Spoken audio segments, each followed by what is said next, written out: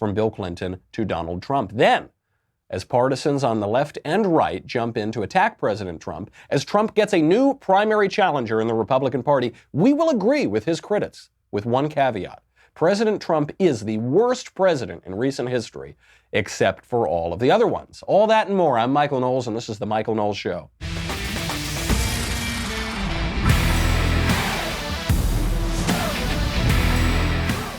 Winston Churchill said it of democracy. He said democracy is the worst form of government except for all the other ones that have been tried. President Trump, he is the absolute worst president we've had in recent history except for every single other one. And we will get to that in 1 second, particularly with this Taliban blow-up, a totally self-inflicted wound. But first, we need to talk about something that really matters, like the importance of a good-looking dress shirt. Do you ever wonder, in this modern age, last really 10, 15 years, why traditional button-up shirts look so long and baggy and you just can't get them to look right, whether you're going out to a club or whether you're going to work? That's because those shirts were never meant to be worn that way. Untuck-it shirts, however, were specifically designed to be worn untucked. They talk about entrepreneurship and innovation actually just identifying a problem and coming up with a simple, really crisp, really clean-cut solution. That is what Untuck It did, and it was a real problem, and now they have a real solution. Untuck It is the brand that you have been looking for. It is the original untucked shirt, a modern solution to an old problem with no tucking or tailoring required. Because you go out, you buy an expensive shirt or something, and then you got to get it tailored to get the right fit. You don't need that with Untuck It. No matter your size or shape, their shirts are the perfect untucked length.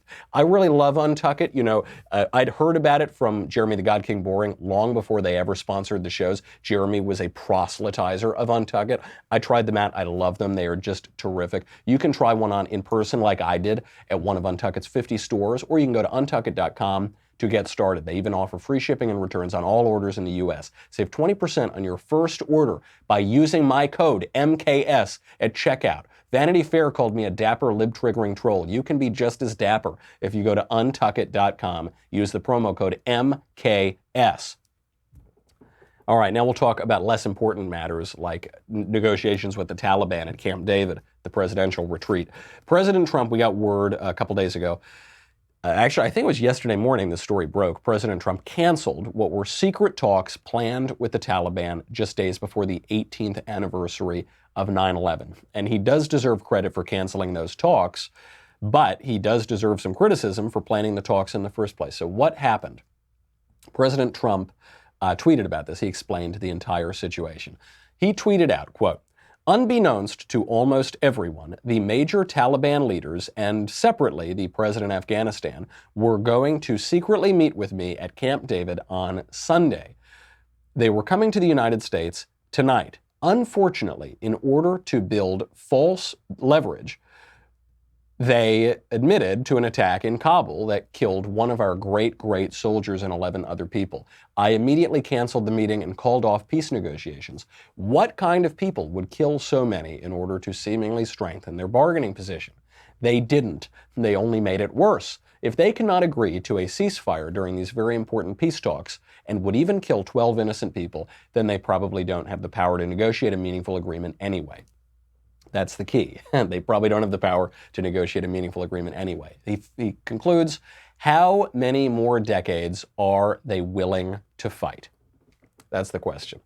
Now, just this tweet shows you President Trump's political acumen, which is he is blaming a Taliban attack that killed one of our soldiers.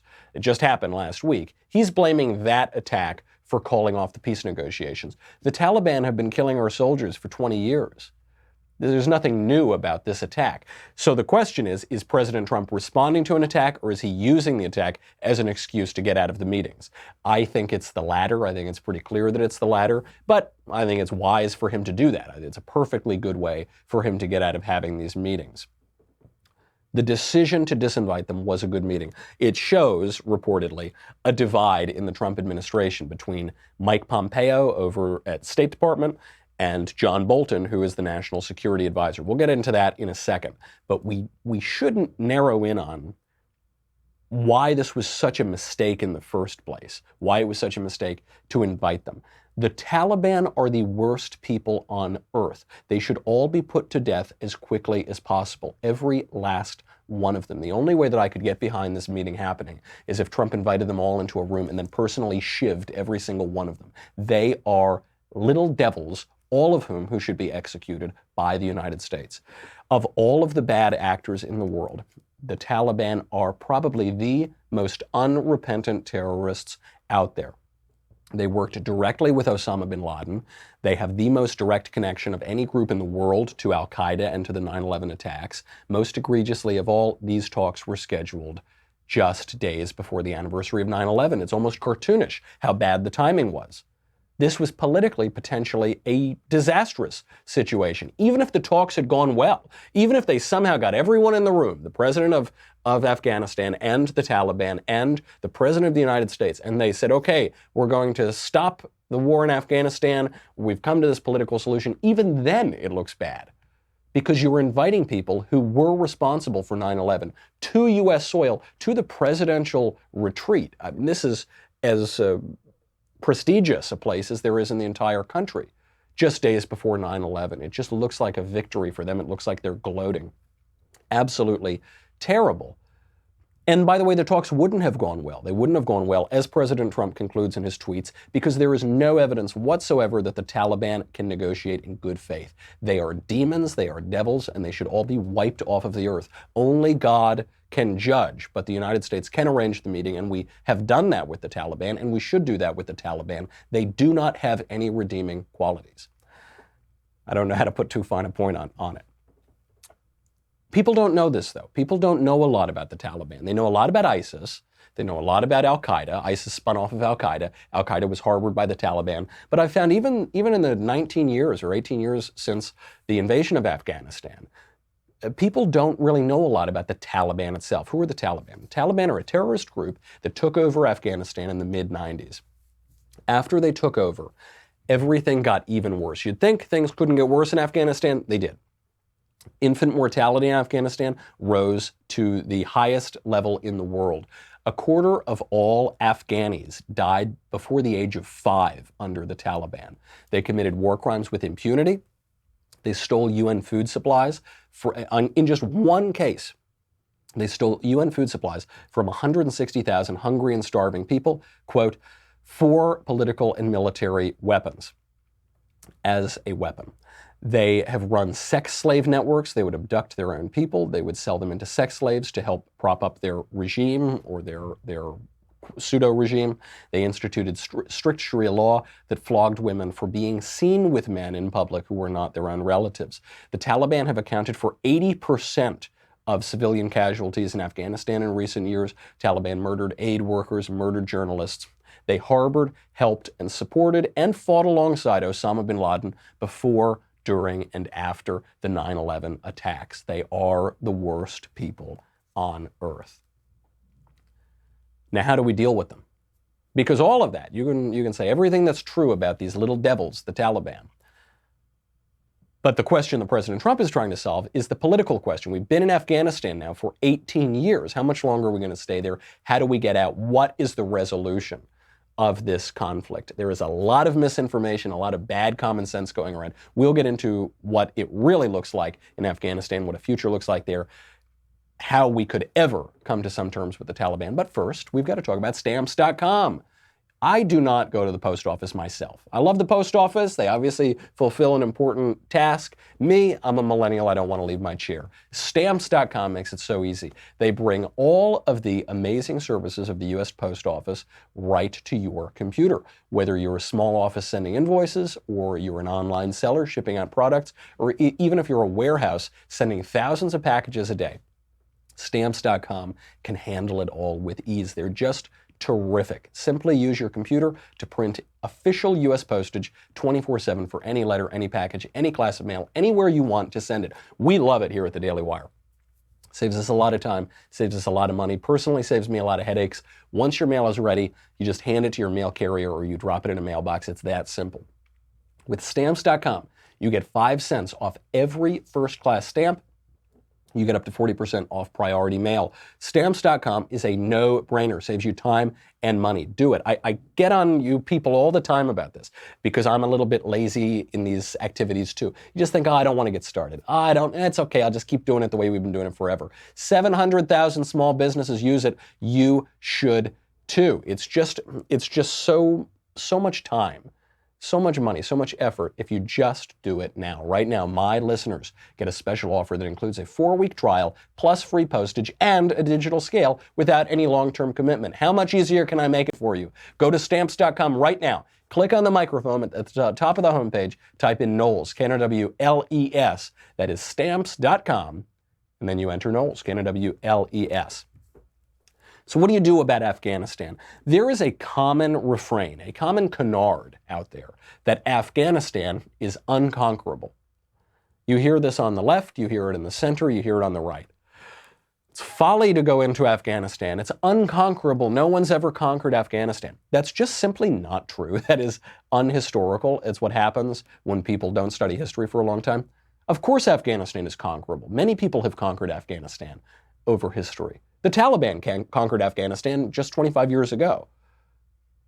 You certainly can conquer Afghanistan, but 2, and now it's looking like 3 groups have failed to conquer Afghanistan very conspicuously. The English, the Soviets, and probably the Americans. The English failed to conquer Afghanistan in the 19th century, the Soviets failed to conquer Afghanistan in the 20th century, and the Americans, it looks like, have failed to conquer Afghanistan in the 21st century. We didn't fail to conquer Afghanistan because it's unconquerable. It's not like we lost a war. We failed to conquer Afghanistan because we don't want to conquer it. Of all those 3, the only ones who really wanted to conquer it were the Soviets, and even then, they were just fighting a proxy war in the Cold War with the Americans.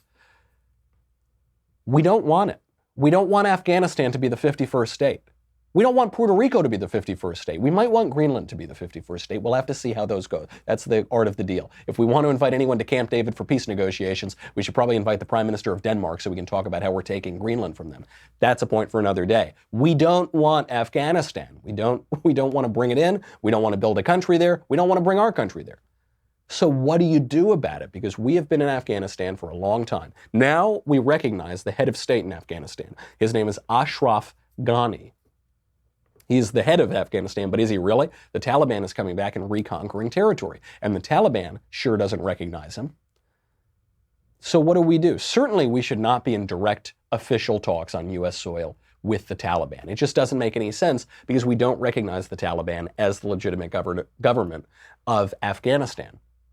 Now look, I'm all for realpolitik. We can negotiate with anybody. As long as it serves our interests and gets our troops home and makes us safer, we'll negotiate with anybody. That's fine. I'm not saying we need to play by the Marquess of Queensberry rules here. Statecraft and diplomacy are a very ugly thing, or they can be ugly. But it's hard to see the upside here. What's the upside of negotiating with the Taliban on U.S. soil? What's the upside to negotiating with the Taliban at the presidential retreat? I guess you couldn't do it at the White House. You'd probably see the Taliban walking down the street on 1600 Pennsylvania Avenue. They're walking up. You'd probably get some press about that. But you're going to get press even if they go to Camp David. Direct negotiation with the Taliban on U.S. soil directly undermines 20 years of American war efforts. It undercuts our actual national policy, which is to recognize the leader of Afghanistan as Ghani, and it irritates everybody in the country. Left, right, and center, everyone is irritated that we would have these despicable, disgusting devils, all of whom should be killed and burned in hell, the Taliban, on U.S. soil days before the 18th anniversary of 9/11, in which they were complicit. Trump realized this, and he called it off. Good. I'm glad to hear it. What does this tell us about the Trump administration? The political significance that's being reported on now, so take it with a grain of salt, but this does ring true, is that this is a fight between the State Department and John Bolton. It's a fight between Mike Pompeo and John Bolton, who is the National Security Advisor. The State Department generally has a kind of reputation for being more liberal and preferring diplomacy and John Bolton has a reputation for wanting to bomb everyone who's ever looked at him cross in the history of his life. Pompeo reportedly wanted the talks. Bolton did not want the talks. I'm with Bolton on this, if the reporting is correct. I'm not against talks generally. There was a big upside to the talks with Kim Jong-un, and I supported those talks with Kim Jong-un, and I continue to support the Trump outreach to North Korea. I pointed that out at the time. But there was no upside to the Taliban talks. So it was good on the president to call them off. He wants to get out of Afghanistan. We all want to get out of Afghanistan. But President Trump needs to be very careful not to make the mistakes of Barack Obama, which is being so excited about getting out of Afghanistan that you make mistakes and you bog us down in Afghanistan even longer. That's what Obama did. When you negotiate from weakness, when you give up too much leverage, you put yourself in a more dangerous position than you were in the first place. Fortunately, President Trump woke up to that. It seems that he sided with John Bolton, which is a very good idea. This is the general theme here, though. Democracy is the worst form of government, except for all of the others that have been tried. President Trump, who we can criticize when he does wrong. We've criticized him a few times. He's made a few missteps. You can go out there, believe the mainstream media narrative, and you can say President Trump is the worst president in recent memory, except for all of the other ones that we've tried. that holds for the presidential candidates running against him in the Democratic Party. That holds for his opponents in the Republican Party who are trying to primary him. It's a joke, but they're still trying to do it. And that holds even for past presidents. Trump has made some mistakes. Fortunately, in this case, he corrected that mistake before it actually occurred. But overall, it seems like he's doing a pretty decent job. You don't just need to take my word for it here. You can even listen to James Mattis, who is Mad Dog Mattis, former Secretary of Defense, widely admired by the country on both sides of the aisle. He is in some ways defending Trump here, and he's criticizing Barack Obama because American policy in the Middle East is very, very complicated. As Dr. Johnson said, all shallows are clear. We'll see. There's a bombshell new book that Mattis has dropped. The left was hoping for a bombshell book savaging the Trump administration. What they got was exactly the opposite. We'll get to that in 1 second, then we'll get to what it means in 2020. But first, I have got to tell you about Movement. You know how much I love Movement. I wear my Movement watch all the time. Atlas Revolver, super cool watch. I've got more compliments on it than any watch I've ever owned, and I've worn a watch since I was 8 years old. Movement then makes sunglasses, very sleek sunglasses. Get compliments on those too. But now they're making something that has like real, tangible, can actually seriously affect your day. Beyond the style, beyond looking cool, beyond looking compliments, before telling the time and protecting from the sun. Think about how much time you spend in front of a screen. Your cell phone screen, your computer screen. I'm on a screen 24 hours a day. My wife and I will be sitting on the same couch at night. We'll be scrolling like mindless drones, up and down and up and down. And what Movement has done is they've got a product out there that will protect you from blue light. I love Movement's Everscroll blue light filtering glasses that are built to protect your eyes from blue light that are known to cause eye strain, discomfort, and poor sleeping patterns. I got tuned into this a few years ago because a pal of mine actually had started a company around this issue of blue light. It sounds like something that's not a big deal. I have been using this technology, these Movement Everscroll glasses. It totally changes your ability to fall asleep at night. You get too wound up when you're looking at that regular screen blue light up until the wee hours of the morning, and then you have trouble falling asleep. The average person spends 7 hours of a day in front of a screen. Movement's blue light glasses help to change those habits so that you can keep up with a changing technological world. They're just great. I have found, this is just me telling you, but I have found I get to sleep much easier when I filter out that blue light. You should really give it a try, especially because they start at just $65. Whether you're at the office scrolling through your phone or unwinding from a long day, Everscroll glasses have you covered. I now do not look at screens without filtering out that blue light. Check it out. You will get better sleep, better style. Get 15% off today with free shipping and free returns by going to mvmt.com/Knowles, K-N-O-W-L-E-S. Shop Movement Everscroll blue light filtering glasses. Protect your eyes, and nice advantage of doing it with Movement, leaders in style. You'll look great while you do it. mvmt.com/Knowles. Join the movement. So don't take my word for it that it's not just President Trump bungling the Middle East. These problems started a long time ago. President Trump inherited a lot of problems. He's trying to resolve what is basically America's longest running conflict. Secretary of Defense James Mattis has this new memoir out, and it's getting played because he's attacking Obama in it. He's not attacking President Trump. And here's Mattis explaining why he won't attack President Trump. I prefer having parted from the administration over matters of policy, a disagreement, and I laid those out in the letter. I think that what I now occupy are what I call the cheap seats. I'm not responsible, so I can sit on the outside. And frankly, it frustrates me sometimes to see people who speak so authoritatively when they don't know the back channel things going on and when they have no responsibility for the outcome. So the French call it a devoir de reserve, Christian, where you have a duty to be quiet. The president, the Secretary of State, the Secretary of Defense, they have big responsibilities right now. And I don't believe that I add anything to it by representing contrary views or something like this. There'll come a time when it's right for me to talk about strategy and policy. When might that happen? I will know it when I see it. But will it be before the next election? I can't say that. Guy is just so in control of himself. Don't forget, Mattis was built up by President Trump as this great, incredible guy. Then Trump started attacking Mattis. He started going after him once Mattis left as Secretary of Defense. And Mattis just is a class act. The guy holds himself with such dignity. There are some people in politics who hold themselves with the pretense of dignity. They pretend to be, to have class. Mattis really does seem like the real deal. He says, I just don't think I should be attacking the sitting president from the cheap seats. He says, well, when will you? I'll know it when I see it. Well, will it be before 2020? I'm not at liberty to discuss that.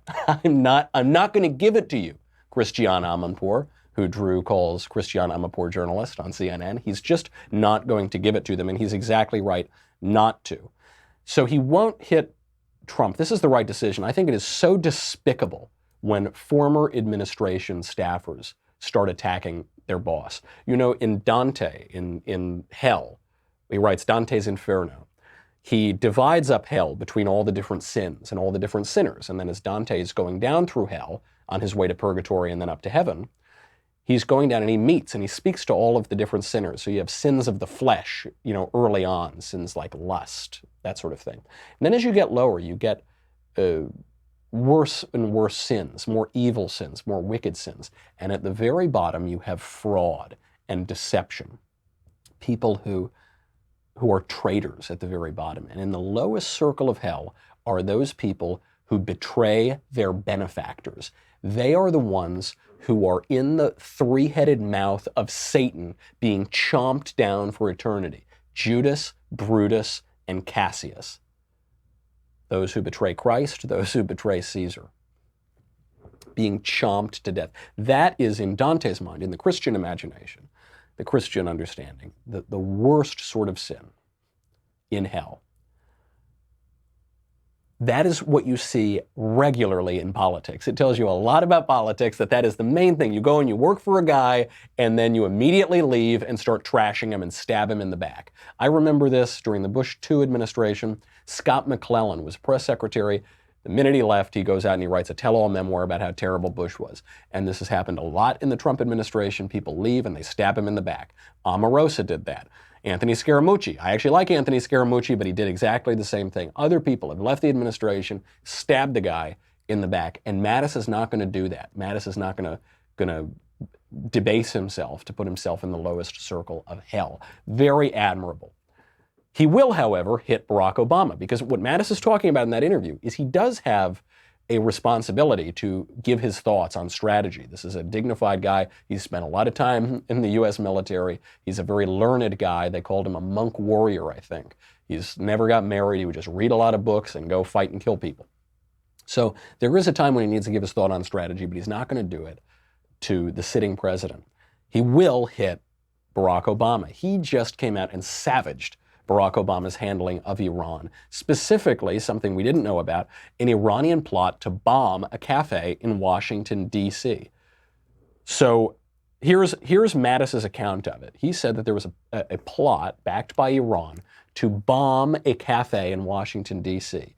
And after this was foiled, Eric Holder, the Attorney General, and Robert Mueller, yes, that guy, you remember Robert Mueller of the Mueller investigation, he was FBI director. They came out, they held a press conference, and they treated it as a law enforcement matter. Okay, we caught these criminals who tried to bomb a cafe. They didn't treat it as a matter of statecraft, of foreign policy, even though it was backed by Iran. And here is Mattis's account from the book. He says, quote, "Had the bomb gone off, those in the restaurant and on the street would have been ripped apart, blood rushing down sewer drains. It would have been the worst attack on us since 9/11. I sensed that only Iran's impression of America's impotence could have led them to risk such an act within a couple miles of the White House. Absent one fundamental mistake, the terrorists had engaged an undercover DEA agent in an attempt to smuggle the bomb. The Iranians would have pulled off this devastating attack. Had that bomb exploded, it would have changed history." Why did the Obama administration play down this attack? Because they were desperate for the Iran deal. They were negotiating from a position of weakness. They totally misjudged America's role in the world and our role in relation to our adversaries abroad. Mattis goes on, he says, quote, "In my military judgment, America had undertaken a poorly calculated, long-shot gamble." He's talking about the Iran deal. "At the same time, the administration was lecturing our Arab friends that they had tried to accommodate Iran as if it were a moderate neighbor in the region and not an enemy committed to their destruction." That is a major, devastating mistake. So while everybody today is going and criticizing President Trump for attempting to hold these Taliban negotiations, by the way, I'm one of the people criticizing him for that. Keep this in mind. You've got to keep the context in mind. Politics is all about context. You're coming off the heels of a presidential administration that downplayed what could have been potentially the deadliest attack in the United States, the most significant attack in the United States since September 11th. And they did that because of their own bungled, idiotic view of foreign policy. Now, James Mattis goes on to defend President Trump again. And you'll see in just the way that Democratic strategists, different candidates are talking about the left and the right now, you see the context of all of this. We are in extraordinarily trying political times abroad and with trying political times at home. And in this, President Trump, with all his warts, I think comes out as the least bad option, which makes him, by definition, the best option. We'll get to that in a second. We'll get to how politics is complicated. We'll get to what that means for 2020. First, I've got to say goodbye to Facebook and YouTube. Head on over to dailywire.com. What do you get? You get me, you get the Andrew Klavan Show, you get the Ben Shapiro Show, you get the Matt Walsh Show, you get to ask questions in the mailbag.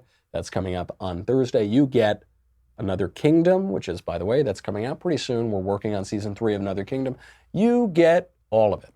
And you get the Leftist Tears Tumbler. Important every single day as this 2020 election goes onward. Make sure to get that tumbler or you will drown. Go to dailywire.com. We'll be right back.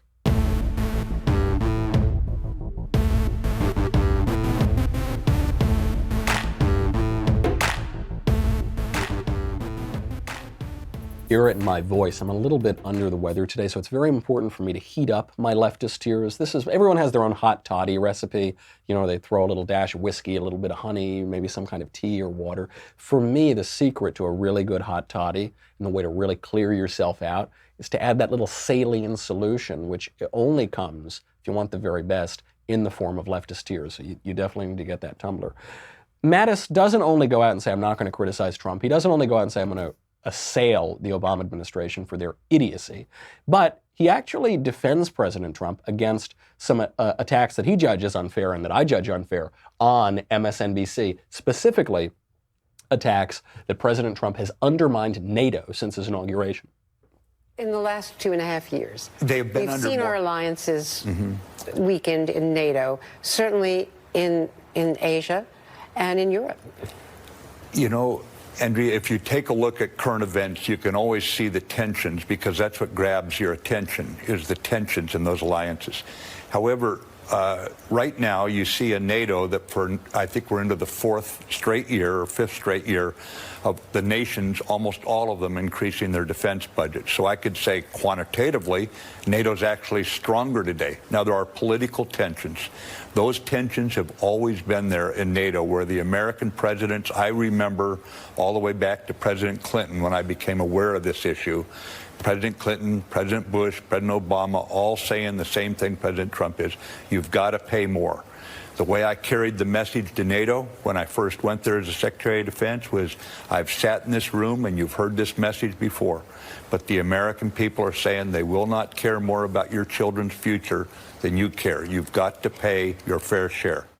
Absolutely right. And this is the key here, not just to defend Trump, though I think he has been very unfairly attacked on his handling of NATO. He has achieved long-standing U.S. goals with regard to NATO by taking a tough line on it. He's done everything exactly right on NATO, and the attacks on his handling of NATO in particular are completely unfair. But I actually don't, that's sort of secondary in Mattis's remarks. What I'm interested in is he says that he's heard these kind of statements before. He's given these kind of statements to NATO before. Certainly since the Clinton administration, we've heard this. And that's the issue. When it comes to foreign policy, presidents come and go, and the foreign policy challenges remain the same. And the national interests of different countries tend to remain the same, and they tend to supersede the individual politicians and personalities who are in there. So when it comes to Afghanistan, you can't just blame Trump. You can't just blame Obama. You can't just blame Bush, who invaded Afghanistan. You can't even just blame Clinton. You can't just blame Bush 1 or Reagan. These are problems that have spanned decades and decades and centuries and centuries. You know, in the United States, who are we going to blame for this 18-year war we've had in Afghanistan, longest U.S. conflict in history just about? Bush invaded, sure. Obama said he was going to end those wars. He didn't end those wars. He expanded that war in Afghanistan. Trump said he was going to end the war. He hasn't managed to do that yet. Clinton doesn't get off the hook, though. Bill Clinton is the one who failed to take action against Osama bin Laden, who then successfully launched an attack on September 11th, which dragged us back into that war in Afghanistan, because when it comes to war, your opponents have a say too.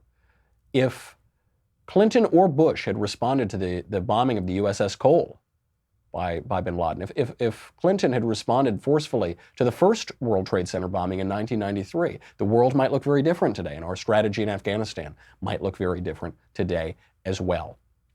So if you're going to attack a Trump on this, that's fine, but make sure you give him his due, and you give the correct criticism to his predecessors as well. He may be the worst president that we've had in recent memory, but what about all the other ones?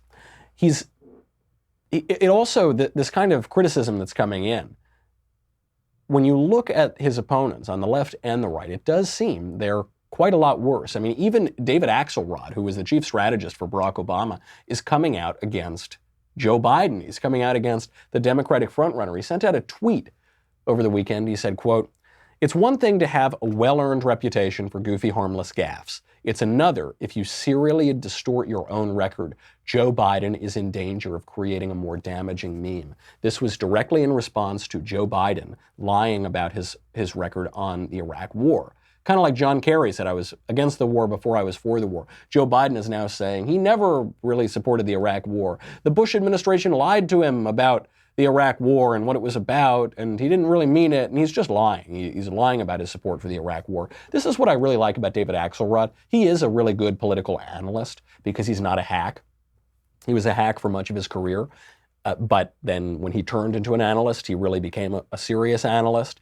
And this is a big issue for Biden, which I've been calling for weeks and weeks now. I said it's not about the little lies. It's not about the sort of things that politicians say to make people like them, to make them seem more sympathetic. It's not about the glad-handing. It's not about the kisses on the forehead. What it's about are the pathological lies. What it's about are the serious lies. You know, Joe Biden lied about the death of his wife and daughter, tragic death of his wife and daughter. He baselessly smeared the other driver involved in that car accident in 1972 of being a drunk. The police found the guy totally innocent.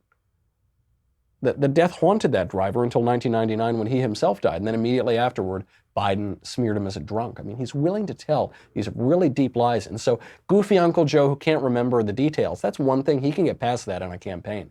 But Joe Biden, who's willing to tell all of these really serious, vicious, awful, needless lies, that's a different thing. So you're going to run against President Trump because he has a unique relationship with the truth, let's call it. He exaggerates his crowd sizes at his inauguration. Okay, who cares? If you're going to run against him on that, on the question of lying and honesty and integrity, you probably should be honest yourself. And Joe Biden simply is not. And David Axelrod calls it out perfectly. You know, even the most allegedly nice, moderate, Midwestern, Christian Democratic candidate, Pete Buttigieg, is a radical. He's unlikable when it comes down to it compared to President Trump. Here is Buttigieg, who only exists. His entire raison d'etre is to troll actual Christians by saying, I'm more of a Christian than you. Actually, Christianity is the opposite of what you think it is. I'm a real Christian. I'm not one of those Christians. He's now defending post-birth abortion, not just abortion up until the point of birth, actually abortion after birth, as both biblical and Christian. Here he is on the radio show, The Breakfast Club. Now, right now, they hold everybody in line with this one kind of piece of doctrine about abortion, right? Which is obviously a tough issue for a lot of people to think through morally. Then again, there's a lot of parts of the Bible that talk about how life begins with breath. And so even that is something that we can interpret differently. And I'm pro-choice. Take up, me too. Yeah. But I think no matter where you think about the kind of cosmic question of how life begins, most Americans can get on the board with the idea of, all right, I might draw the line here, you might draw the line there. But the most important thing is the person who should be drawing the line is the woman making the decision. Absolutely. And I think that if you're a man who's against abortion, you haven't gotten the wrong woman pregnant. Like cheating on your wife. I'm just saying, I'm just saying we've had some slip-ups. And I've had a few. Pete Buttigieg is the worst kind of heretic. Pete Buttigieg is the worst kind of anti-Christian because he just totally perverts and distorts and inverts the very gospel message. He says there's some language in the Bible about life having a relation to breath, which of course there is. I mean, in the very beginning, God creates the world on his own breath, right? And he creates on his breath. He creates the world, and how does he create the world? By speaking it through the Word, which is the incarnate God. Here are some other lines just to criticize if Pete Buttigieg, or just to clarify rather if Pete Buttigieg is watching. God created man in his image. In the divine image he created him. Male and female he created them. The act of creating human beings is to create them in God's image. In Genesis, be fruitful and multiply, not be fruitful and then slaughter the baby before it's born. I have brought forth a man with the help of the Lord, Genesis. Truly, children are a gift from the Lord. The fruit of the womb is a reward. Doesn't sound very pro-abortion to me. The prophet Amos condemns the Ammonites, quote, because they ripped open expectant mothers in Gilead, exactly in the way that Pete Buttigieg is encouraging people to do. In the Psalms, Psalm 139, you knit me in my mother's womb, nor was my frame unknown to you when I was made in secret. Psalm 22, you have been my guide since I was first formed. From my mother's womb, you are my God, until Pete Buttigieg rips me apart with forceps and a vacuum. God, from my mother's womb, had set me apart and called me from his grace, St. Paul writing to the Galatians. I could go on and on and on. I'm actually just quoting different lines compiled by Father Frank Pavone, who's a terrific guy, head of Priests for Life. You can just Google his article on this. So many biblical references, but Pete Buttigieg doesn't care about that because he doesn't care about the gospel, because he's a fake Christian and an anti-Christian, the worst kind of heretic, a terrible radical, and an awful jerk, which I have been calling for a long time. I did a whole episode about how Pete Buttigieg is such a jerk. These are the guys who say that they have some kind of moral credibility to criticize Trump, because Trump has been married multiple times and he's slept with a lot of women, cheated on his wife. Not defending any of those things. Those are all terrible things. Politics requires context, though. Look at Pete Buttigieg, perverting the very word of God itself to justify slaughtering babies. How absolutely despicable. You know, he's not a member, it seems, of any sort of formally constituted church, so he can't be excommunicated, but he certainly should be. Buttigieg, those are the guys to the left of Trump. Those are the nice guys to the left of Trump. I didn't even get into the guys who are considered the actual sort of mean, crueler, radical types. How about Trump's challengers to the right? You know, President Trump now has, this is big news today, he has a new primary challenger in the Republican Party. This one, the most ridiculous one yet, Mark Sanford, former governor of South Carolina, former congressman from South Carolina's 1st District, and former lover boy who abdicated his office so that he could go cheat on his wife with his mistress in Argentina. Here is Mark Sanford making his announcement on Fox News Sunday. I think we need to have a conversation on what it means to be a Republican. I think that as a Republican Party, we have lost our way. And I'd say so on a couple of different fronts. I'd say first, and sort of the epicenter of where I'm coming from, is that we have lost our way on debt and deficits and spending. You know, one of the hallmarks of the Republican Party and the conservative movement has always been, how much do we spend? I mean, it was Milton Friedman's notion of the ultimate measure of government is how much it spends. I think as a party, we've lost our way. The president has called himself the king of debt, has a familiarity and comfort level with debt that I think is ultimately leading us in the wrong direction. We can get into those numbers, but the numbers are astounding. Just take, for instance, as a data point, this last debt deal that adds $2 trillion of additional debt to our country over the next 10 years, adds $1/3 $1 trillion of new spending, and really there wasn't conversation on that. So I'd say the epicenter of where I'm coming from is we have got to have a national conversation and a Republican conversation on where are we going. What an unbelievably misguided announcement. What an even if you're, I mean, it's so absurd that this man is running. This man is maybe the biggest laughingstock of politicians in the country. He's up there with Rod Blagojevich and a few other disgraced governors. But even if he's going to do it, to roll out this campaign and basically say, I'm running for president, vote for me because Trump spends money irresponsibly. Who cares? I mean, what he's doing here is he's running a campaign from 2010 in 2019. 2010, you had the rise of the Tea Party.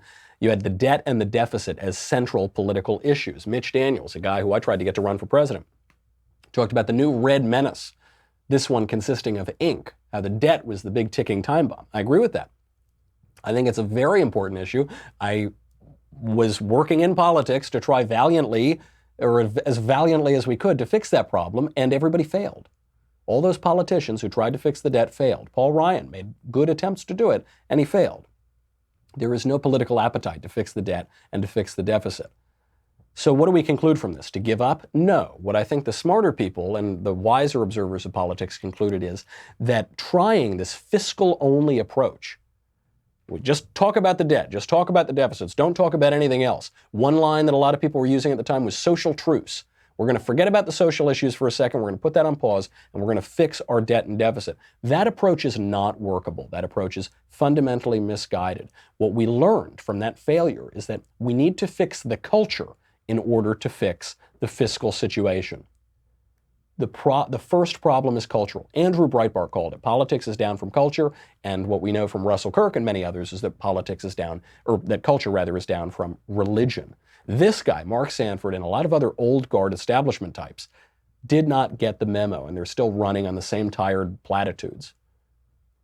The other reason that this is ridiculous, notice I'd like to dismantle Mark Sanford's candidacy simply on the policy arguments that he's making, simply on the way that he's waging it. There's also the character question, which is that this guy has absolutely no credibility. He's running a campaign based on responsibility, right? That's basically what he's saying.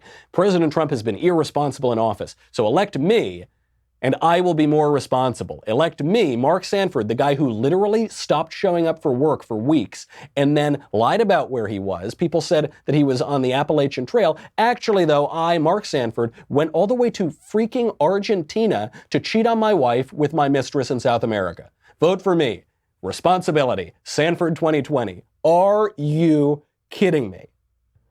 He is cartoonishly irresponsible, one of the least responsible politicians in recent history. Who are Trump's other challengers? Joe Walsh. Joe Walsh is running, he's a one-term congressman, he was kind of a Tea Party guy, one of the most bombastic personalities in that era of politics. He's running because Trump is too mean in his tweets. Joe Walsh has sent far, far more offensive tweets than President Trump. Joe Walsh has been far, far Trumpier even than Trump. And now he's running and saying, vote for me because I'm not as Trumpy as Trump. As of 5 minutes ago, before that time, I was much more Trumpy. No credibility at all. And then the other guy running is Bill Weld, who's a liberal Republican, totally liberal Northeastern Republican, who is going nowhere. He ran as the vice presidential candidate on the Libertarian ticket in 2016. He's the other guy. These are the jokers. I get it. I get the argument when you say President Trump has done bad things. Okay. Yeah, he's done a few things I disagree with. Called him out for it. Yeah, that's why we need to elect Mark Sanford instead. What on earth are you talking about?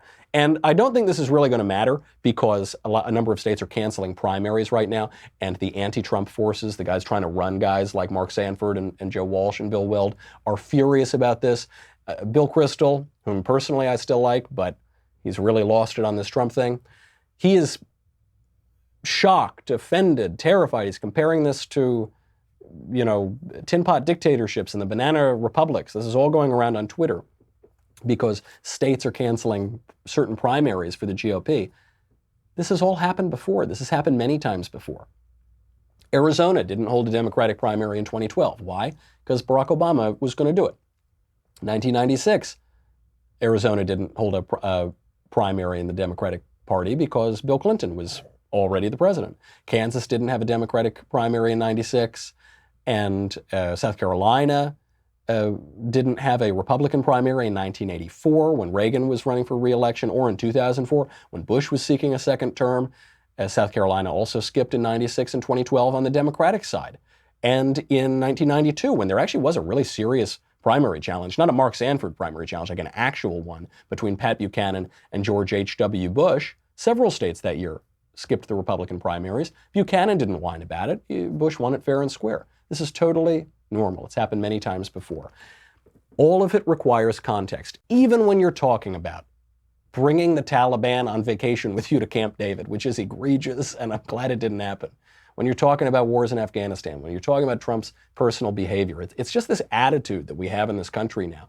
We can so clearly see everyone else's faults, but it's very difficult to see our own faults. We judge everybody else on their actions. We judge ourselves on our intentions. We're plucking the little speck of dust out of our neighbor's eye while we have a giant plank in our own eyes. Again, just like the fiscal situation, just like the military problems that we've had overseas in foreign policy, this is ultimately a cultural problem. What do we want as a people? What sort of people do we want to be? You can't blame that on your politicians. They are a reflection of you. You've got to fix that in yourselves. Can we fix it in ourselves? That's ultimately the question that's going to be on the ballot in 2020. That's our show.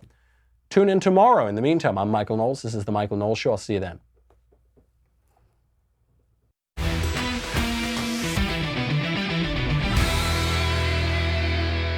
The Michael Knowles Show is produced by Rebecca Dobkowitz, director Mike Joyner, executive producer Jeremy Boring. Our senior producer is Jonathan Hay, supervising producer Mathis Glover, technical producer Austin Stevens, editor Danny D'Amico. Our audio mixer is Mike Coromina, hair and makeup by Jesua Olvera, production assistant Nick Sheehan. The Michael Knowles Show is a Daily Wire production. Copyright Daily Wire 2019. If you prefer facts over feelings, if you aren't offended by the brutal truth, if you can still laugh at the nuttiness filling our national news cycle, well, tune on in to The Ben Shapiro Show, where you'll get a whole lot of that and much more. We'll see you there.